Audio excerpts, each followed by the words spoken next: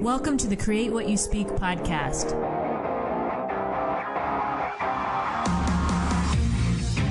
Join me as we have a real-life discussion on how to change your life by changing your thoughts. Remember, question everything, trust yourself, and find your truth. Welcome to the Create What You Speak podcast. My name is Sloan Fremont, and I'm your host. This week, I have a special guest, Sherry Lead, and we're going to be talking about maintaining friendships through life's messes. When I first found out about Sherry's book, I was so interested in this topic of friendship because I think as adults, as we go through life, especially as life gets messy, it's really easy to let our friendships go, to make excuses for why we're not making the effort to keep friendships. And so I wanted to talk about that this week. I think this is an excellent topic to remind all of us of, especially myself, that friendships in life are important. So Sherry, I want to welcome you to the show. Hi, thank you so much for having me. I'm really excited to talk to you about my favorite topic, friendships. Yeah, so I'll do just a brief introduction here and then we'll get into it. Sherry is a former litigator and currently operates an Imperfectly Perfect Life, a professional mindset coaching business serving clients who are in the tricky middle-age years, helping them create the life of their dreams. She is the author of the Friendship Transformational book series, which includes the 50-50 Friendship Flow and Make Your Mess Your Message. So Sherry, again, welcome to the show. Thank you. So we'll start out with just a little fun icebreaker, and then we'll get into our topic of friendship. So have you ever completed anything on your bucket list? And if so, what was it? Oh, yes. I performed stand-up comedy one time. That was on my bucket list. And it was in front of about 300 people near the Pike. I'm in Seattle, so right in the iconic Pike Place Market. Oh, awesome. That's so brave. I'm sure that was one of those things that, one of the things on my list was to enter a dance competition. And I was in one 2 years ago. And it was kind of a similar thing where we would have like a couple hundred people watch us. And I remember the first time I was like, oh my God, what am I doing? Why am I doing this? But then I just kind of let go and have fun. And it was one of the best experiences I ever had. That's fabulous. And I actually think that is braver because you said competition. So you're actually being judged. I wasn't being judged. Right. Okay. So let's get into our topic of friendship. You're the author of as I mentioned, the Friendship Transformational book series, and you've authored 2 books. What got you started on this topic of friendship?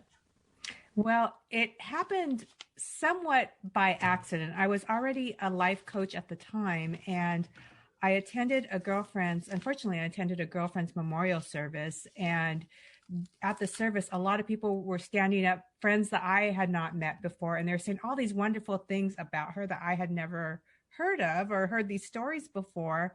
And this happened between my 49th and 50th birthday. It actually happened 2 years after I had received a breast cancer diagnosis. So this turning 50 was it felt very significant to me for a number of reasons.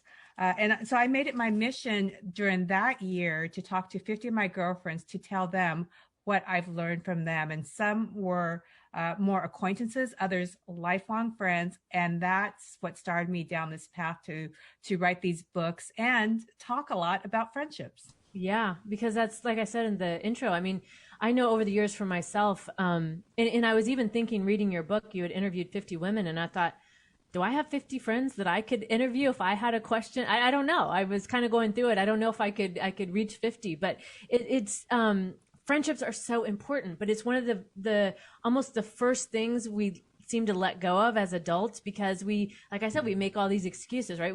We're too busy, or we have a family, or we have a job, or whatever the reason is. But I think especially now more than ever, having friends in our lives it's not a luxury, it's a requirement, right? It's a requirement to get through what we're going through. Yeah, no kidding. And my mom, she's turning 93 in January. Wow, yeah. But, when the pandemic happened, she lives in a retirement community. She and she still is very isolated, but was very isolated when it first started and all the lockdowns, and we couldn't visit her. But she had her telephone. She doesn't have a computer. And she has these childhood girlfriends that she grew up with. And they used to call themselves the 7-Ups because there were 7 of them. But during the pandemic, they were all in different retirement homes. Some lived with family members. They would talk to each other on the phone every night. And honestly, those friendships are what sustained them through this pandemic and this period of isolation. So if friendships were ever important, watching that happen really hit home to me how much we need to invest in our friendships. Right. And I have family members like that too, where I have a big family, and my aunts and even my mom and cousins, they'll get on the phone and we'll hear them talking, and we always joke because they'll talk about the same things, right? They talk every day, similar thing, but they're talking about the same things. But it's easy to laugh at, and ask why they do that. But really having those relationships and maintaining that is it's part of being a human, right? It's part of living in this life, and those knowing that you have somebody that you can count on, knowing that you have somebody that you can call when you just need to vent, or you need to try to solve a problem, or even just to know another person on the earth is available for you. That, for me, when we were going through everything and lockdown, that was vital. I mean, that kept me going, to know that I had people in my life that I could count on. Yes, and even for longevity, I don't know if you've heard of the Blue Zone study, where they looked at places around the world where people lived the longest. And all these different places, these places were very different from one another, but they had some common factors. And one of the things that they had in common was the connection to community that people felt, connection to, where they lived, their friends, their family, their community at large. So these relationships, they're not only fun, but they really make a difference on our quality of life. Yeah, yeah. And so in your book, Make Your Mess Your Message, can you tell us a little bit about the format of how you wrote that? Because that's a little bit different than, maybe how normal books are written. I really enjoyed how you've done that. Can you explain that a little bit to the listeners? Sure. And that came about during the pandemic. I was trying to figure out what I could do. Was stuck at home, and I was watching a Robin Roberts masterclass, and she said her mom taught her to make her mess her message. So in this book, I had all of these dates by Zoom. I told people ahead of time that was the question I was going to ask them. So the way the book is written, it's each short chapter is one woman's story of what her mess was that became her message. And then there's a place to journal after that. So, for example, there are a few book club groups that women that are going through the book together, where they read one of my friends' messes, talk about their similar messes, journal together, and kind of learn from not only one another, but also the mess to message in the book. Right. And so having, again, another way to connect with our friends, but then also see that because often I think too, it's easy to feel alone, right? It's easy to feel like something is only happening to me, or there's something wrong with me because this is happening and I'm feeling this way. But reading through the book, there's, I think probably most of us can relate to the majority of the stories in here, because the things that happen to, we're not as separate as it may seem sometimes. Yeah, all of the women, the women come from different backgrounds, different economic backgrounds, educational backgrounds, races, political views. And when you go through this, but you see that we all kind of go through the same messes. Right. And the interesting thing is, some of these women I spoke to, I had known for years, yet I didn't know what their mess was. Yeah. And that really impacted me. It made me realize, even with friends, I've neglected to really ask and talk to them and sometimes find out their story, which in turn, helps me understand them better, especially when we disagree. Right. Because you see past the surface. I used to call friends that I had that surface friends is what I would call. I was friends with them on the surface, but I didn't know much underneath. And some people, that was because for various reasons, I didn't want to, or I only interacted with them in maybe work situations or something. So I didn't care to expand the relationship in that way. But moving past the surface and getting to the heart of another human, we do start to see that we are all, as we grew up differently, different culture, different everything. The human condition, so to speak, is there's threads that are the same amongst all of us. Yes, definitely. And it was interesting because a lot of times, because when we go through our messes, we're on survival mode.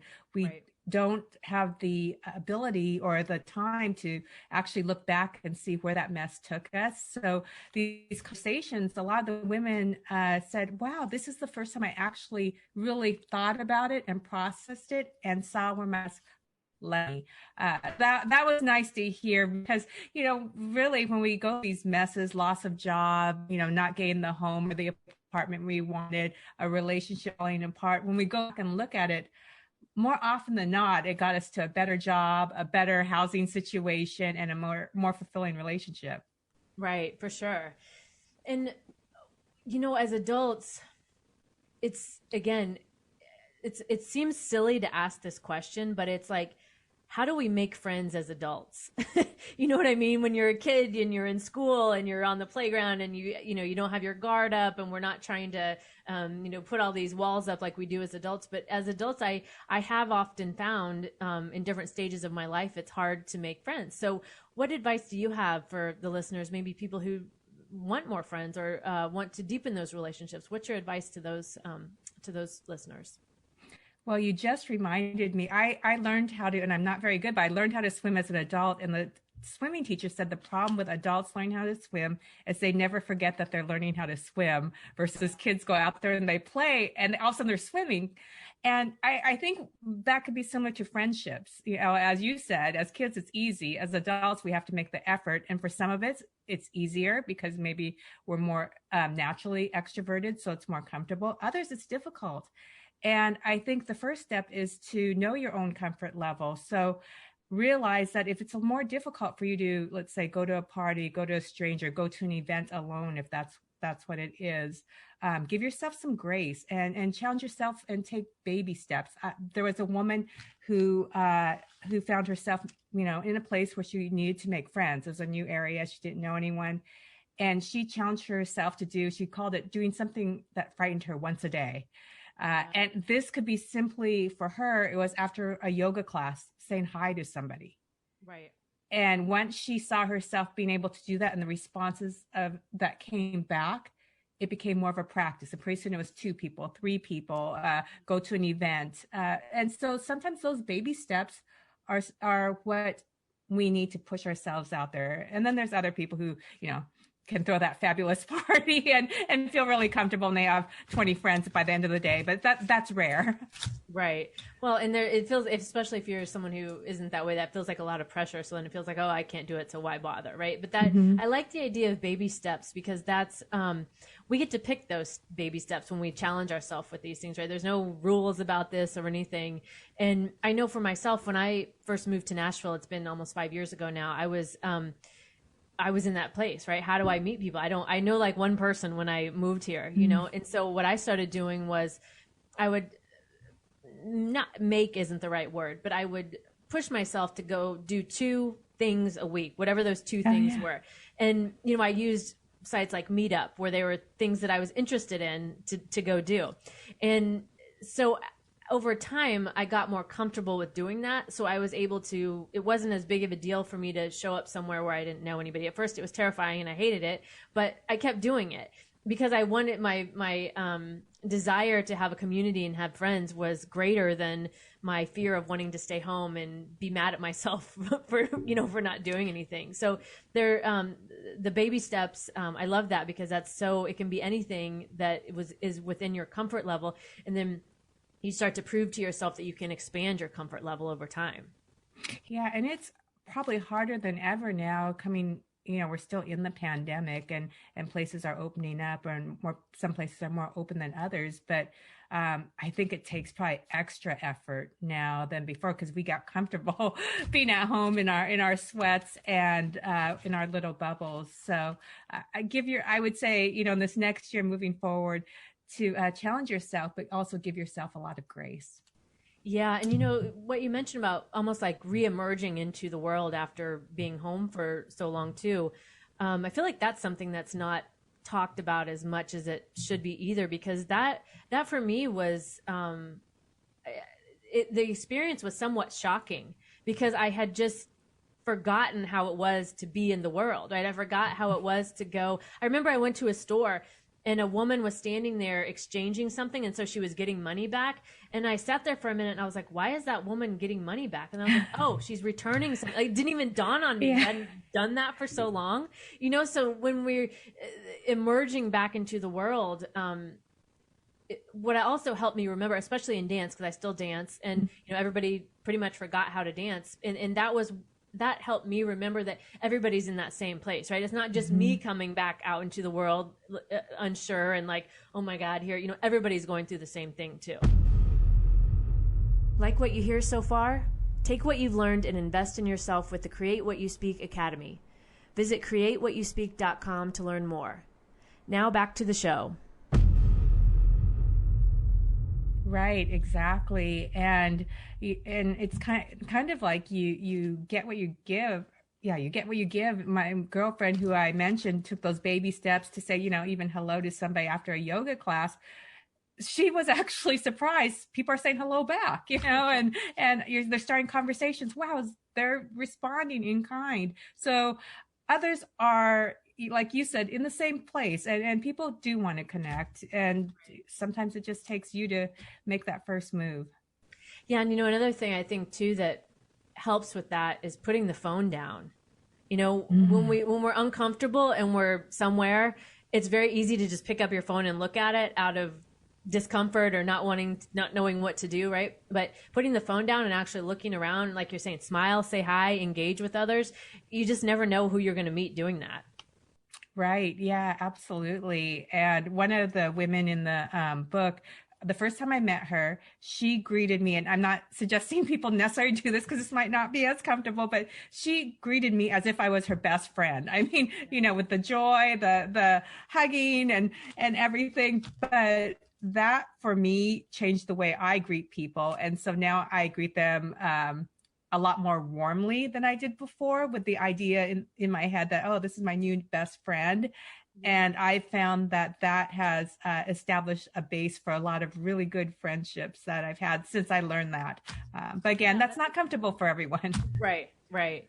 Yeah, I have a friend that did that too. Actually, we were somewhere and I was introducing her to one of my friends, and she did the same thing, the hi, and hugged her. And I said, I didn't think you two knew each other. She's like, we don't. And I was like, oh, like it was like, that's how you greet? Okay, that's cool. Like it never even occurred to me to do something like that. But so I know what you mean. There's greeting people with that idea or that expectation that I'm meeting a new friend, that completely changed the dynamic. It changes your energy too, because you're not it's not that closed off feeling. It's coming to a situation more open and more willing and ready to experience whatever is available. It is. And I noticed for me, it puts my thoughts on the other person. So I'm thinking, oh, I really am excited to get to know you, as opposed to previously I may have been a lot more concerned about how I'm appearing, how I'm coming across, how can I sound interesting. So it does put, for me, the focus on the other person when I meet them, and it puts me at ease being able to do that. I don't know, I may scare a few people with that excited greeting, but overall it seems to have worked pretty good. Yeah, I think people people definitely respond to that. And I was thinking today about, the mailman in my neighborhood. One day I talked to him, and it wasn't even like a very big exchange for any means, but I happened to see him out there. I think I was giving him a package, and we had an interaction. And ever since then, he gives me the biggest wave when he sees me. He's like goes out of his way to do things. And I was thinking about that because it's these small little gestures that we often maybe dismiss or think what's the point? But those small things are what open that door to have the kind of interactions that we're talking about. Yes, no, that's wonderful. And it is. Sometimes it's those little interactions that could just change your day too. Right. So back to the book and the talking with your 50 friends and asking them the question, what surprised you the most about that process of going through talking with 50 different people, asking them the same question, and that and in the book you include pictures of everybody too, which I love. You include like a funny, like a candid one, and then like and I thought that was a really nice touch too. Yeah, and we had to do that over Zoom as well for those pictures because we were still socially distancing at the time of the photos. What surprised me the most was that one, the conversations, and none of these conversations lasted longer than an hour, Mm-hmm. uh, but every conversation deepened my friendship with that person. And Yeah. it didn't matter how long we had known each other, but being able to sit down and really hear someone's story deepened the friendship. And also, what surprised me is finding out what some of my girlfriends have gone through that I didn't know. For instance, I've had a girlfriend for over 10 years. I had no idea that she deals with daily anxiety and depression. I had no idea. She volunteers as a cheerleader. She's always upbeat. She's the one you want to bring to a party. I didn't know that it's difficult for her to get out of bed. And she shared that with me and allowed me to share it in the book.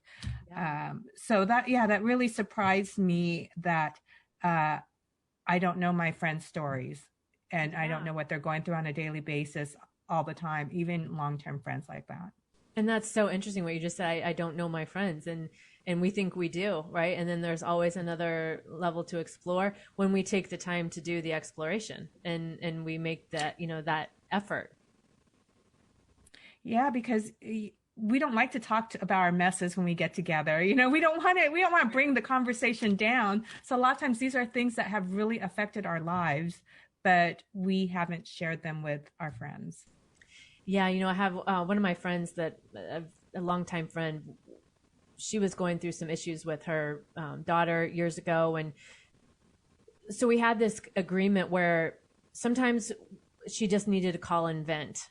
And I'm a problem solver, so I was always trying to help solve the problem, but sometimes there wasn't a problem to solve. And so I would ask her at the beginning of the call, do you want me to listen or do you want me to problem solve with you? And she'd Mm. think about it, and whatever the day's conversation was, she would, we just listen today. And then I would just listen because that's, I can do that. But sometimes as a friend wanting to help our friends, we want to step in and solve problems. And sometimes that's not what's needed. Sometimes somebody just needs the other person to just listen and just be there for them while they get all that out. I love that. And I think that's really good in marriage. I think I might bring that into my marriage. I think that is a great way to start a conversation. Do you want me to listen or do you want me to problem solve with you? Yeah. I think I am going to tell my husband that one tonight. There you go. Yeah, it's very powerful, and it also it if you're a problem solver like I am, it takes the that responsibility off because the other person isn't looking for that, and especially sometimes I think in family dynamics when we think the person is looking for that but they're not, then it causes the whole other chain reaction. So it kind of helps set those expectations. Yeah. No, that's great. I can't wait to tell him. This is how our conversations will go from now on. Right. I'm going to tell you. Yeah, exactly. So we talk, the topic this week is maintaining friendships through life's messes. And so what tips can you offer the listeners to still be able to do that when we're all experiencing things, as you found out with your friends? People are going through levels of things that we have no idea about. So what are some ways we can still maintain our friendships while we're going through our own messes? I think one, to explain to your friends, hey, sometimes we can't connect with our friend because our messes are so Yeah. are all consuming. Sometimes we're on survival mode, Right. and that's okay. I think the big thing is to let your friends know, hey, this is, you don't have to divulge everything, but this is going on right now. You're really important to me, and I want us to connect. Right now, I'm putting out some fires. So there's that. There's also just checking in and whether or not you're going through a mess or a friend's going through a mess, a quick text to check in, and be there on that text list. I know when I was going through breast cancer, that was one of my messes. The things that the friends that really stuck out the most to me are the ones that just simply checked in. Yeah. And said, hey, are you okay today?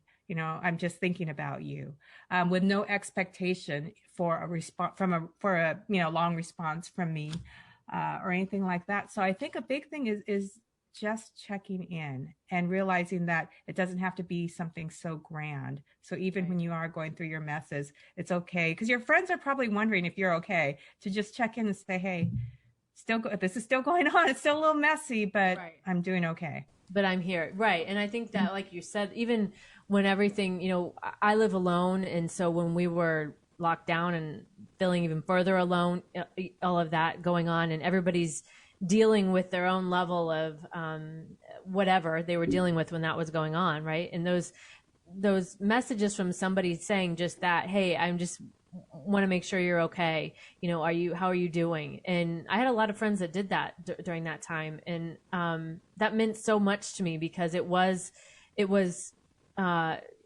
again, we talk about community and having that understanding or that even that belief. Because during that time for me, especially, it was, oh, you're all alone. You have no friends. You have no one. See, this is and so getting in that mindset was terrible. But having those check-ins from people meant the world because it broke that pattern that was going on in my head about trying to prove to myself that I'm always going to be alone. And that just isn't the case. Yeah. And it's surprising how nice it is to just get a little text or something and realize that somebody's been thinking about you. Yeah. Yeah. So what about friendships that we outgrow? I think we've all been there and sometimes they just mutually fade away. Sometimes they don't. What's your advice for those types of situations? To be okay with ending friendships because friendships naturally end. We all grow at different rates. Friendships ebb and flow, and it's okay.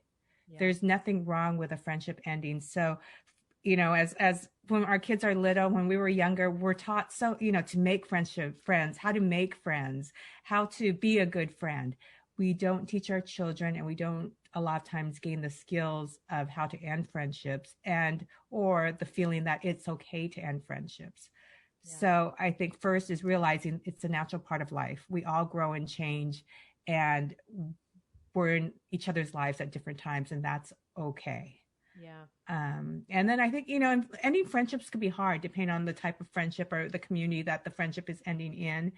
And so one of the pieces of advice I usually give is to during that time, focus on the friendships that are serving you, the friendships that make you feel good. When you focus on those, hopefully it'll take away a little bit of that sting or the pain of the other friendship ending. Yeah. And sometimes and I have people in my life where we may not talk for a year or two, but we can talk and pick right up where we left off, right? The friendship doesn't require as much interaction per se, but I still value the person. I still want the person in my life. And that's okay too, right? To have those relationships that aren't maybe necessarily at the forefront every single, week or month of the year, but there are people that you can still maintain friendships with throughout your life who you may not be involved with as often as others. Yes, and even as we discussed, there's a certain level of effort that is involved in maintaining a friendship or a connection, and that effort could just be connecting, every 2 or 3 years for some friendships. Right. But I think the key is, though, it should also feel good. Yeah. So even though there's effort, it should feel good, and if it's not feeling good, then maybe that friendship has gone its separate ways. Yeah. I think there's a really, if anything else with friendships, there's a gut feeling to them. And I think that's real. Yeah. And also that